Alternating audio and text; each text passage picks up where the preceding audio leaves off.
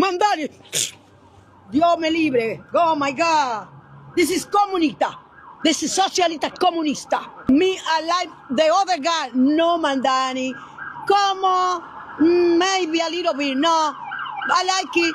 Courage. Are you a Democrat? Me? No, I'm me a Republican. Because this 4 years so New York is destruction. And the bus, a lot of people no pay. Me never, I'm paid all the time because I respect the line. He win, by the way? He won. They chose the knucklehead, so we're gonna pay for it. What happens if he opens up the government-run grocery stores? I'm not with it.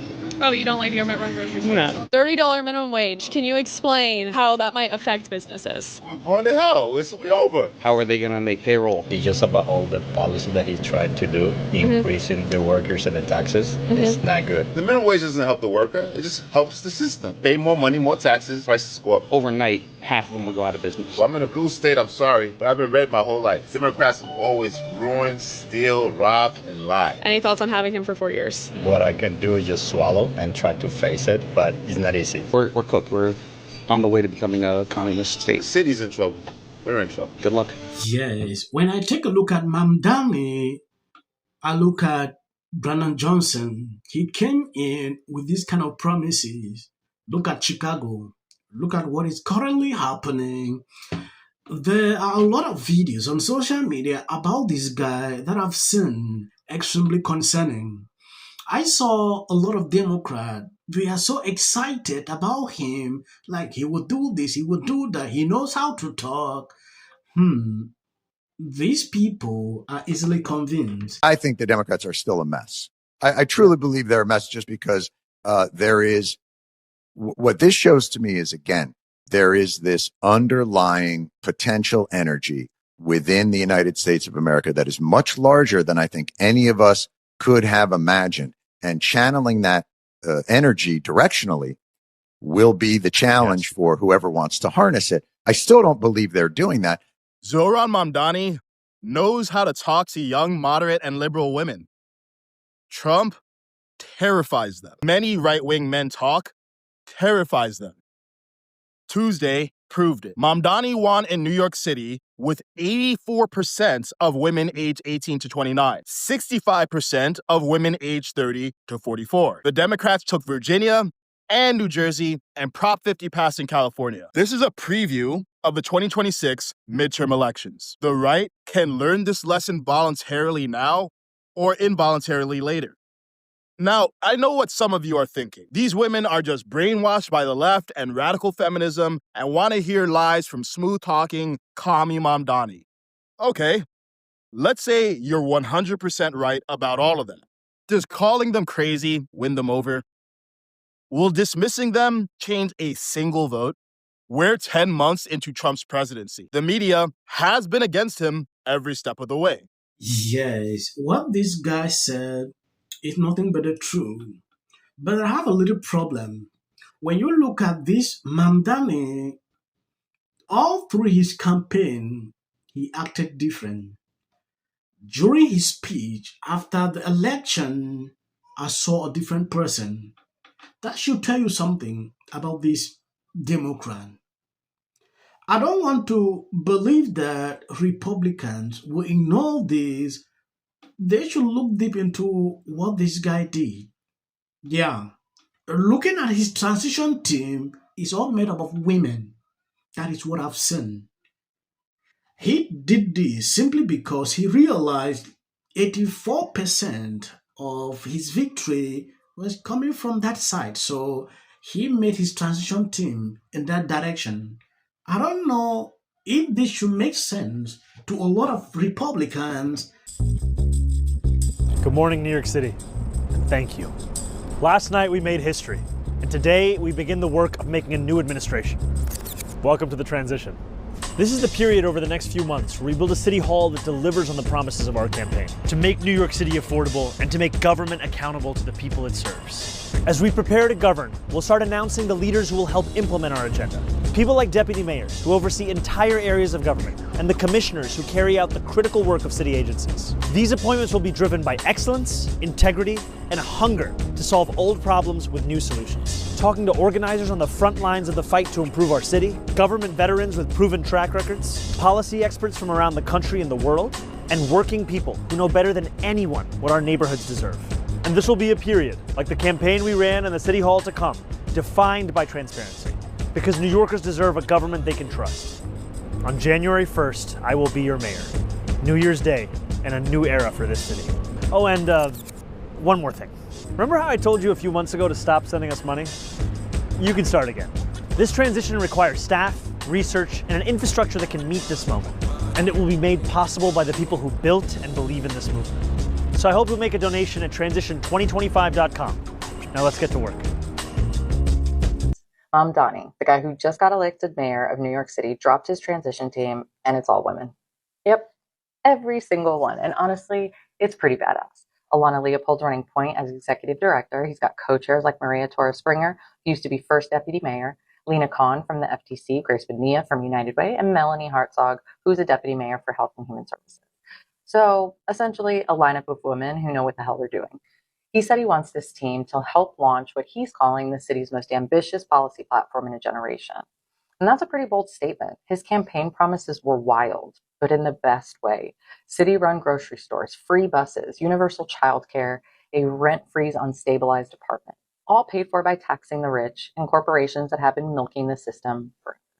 So yeah, he's swinging big. He's also breaking a ton of records. He's the first Muslim mayor, the first Asian, the first African-born mayor of New York, and the youngest in over 100 years. This dude is literally rewriting the city's political history before he even takes office. He's got 57 days to pull it all together, and he's acting like he's already on the clock, which honestly, he kind of is. The all-female team, it's not just about optics either. It's a statement. It's saying, I'm not here to play by the same old boys club rules. And it's landing. People are paying attention. Yes, watching this guy throughout his campaign, he said, elect me, I will make everything free.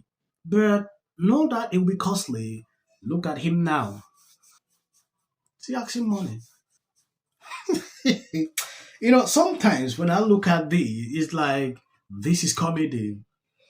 It is now the time for people to actually experience the guy they elected. I want to see him walk. Free buses, free this, free this. That is what I want to experience. That is what he promised. He should not fail. Because Republicans are like this, observing to see what he's going to do. Watching CNN a few hours ago, Jasmine Crockett said something like this. The credit. Well, talking about communication in the form of advice you would give to Mayor-elect Mamdani. You've been at the receiving end of a great deal of criticism, a lot of visceral reactions and vile rhetoric thrown your way. He receives a great deal of it. What is your advice to Mamdani? Listen, I don't know that he needs my advice. He has been a master, and frankly, he could do a master class for all Democrats on communication, whether you're talking about speaking with passion and heart and just talking to the working class, not worried about the billionaires. They're going to be fine. In fact, the better that the working class does, the better they do. That means that they've got the employees that they need to make the profits that they need, and ultimately we are the ones that spend the money. I don't think he needs me. What I think is that our party needs to learn from Mamdani. They need to learn about organizing people on all levels. They need to learn to talk to everyone and not just those double Ds or triple Ds, which are the people that always come out. They need to not necessarily give up on anybody. They need to go the places that they aren't used to seeing Democrats. Like one of the things that I did on the presidential is I kept telling them, send me to rural America. I have things that I need to say. I believe you heard her. This guy is now an example in the Democratic Party. The party need to learn from him.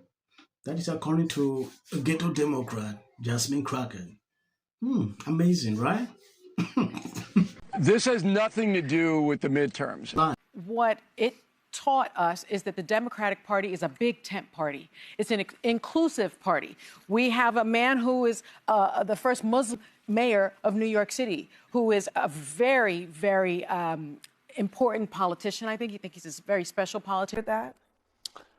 I mean, these are off-year elections in blue states, and I was expecting Democrats to win. I think a couple things can be true. Number one, it's easy to overread this. These are blue state elections. You had a proposition on the ballot in California that was supported by the Democrats. They run California. New York City is a liberal city. It's easy to overread this. I wouldn't overread it. Virginia, in particular, has never been a great bellwether. I don't think a lot of folks had a lot of confidence in the Virginia campaign. Talk is cheap. It is now time for actions. Let's wait and observe what he's going to do.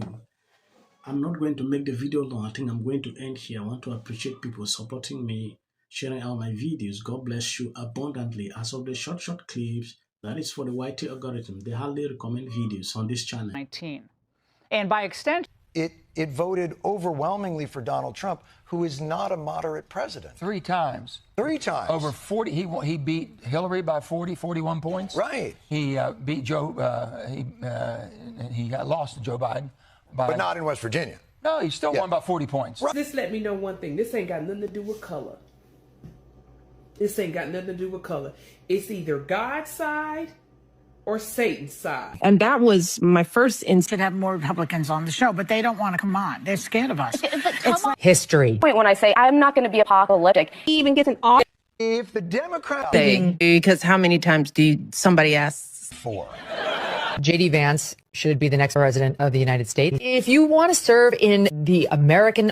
Give interviews, I don't do that. J.D. Vance should be the next president of the United States. Happening at the moment. Yeah. President Obama. Is blatant censorship. Because he says he has a team of fact checkers. The FCC. I want them to stop fooling around with my right to say what I feel. Well, Americans, it's a part of who we are. Because that is really something that didn't happen before. Does anybody else watch The View? Because I think there's... I'm going to say one. Look, there are certain rules of free speech that we must all abide by. But in case anyone needs a refresher, we're going to go over the rules again.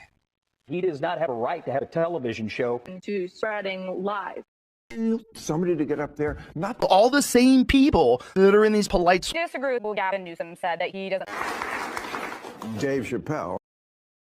Without of interest. I mentioned last night Trump was bragging about how... Hey everybody, how you doing? It's Peggy D. Many were surprised to see Darth Renner. Between now... 60 minutes for editing an interview. Reporter, and maybe it'll be you, Caitlin, that finally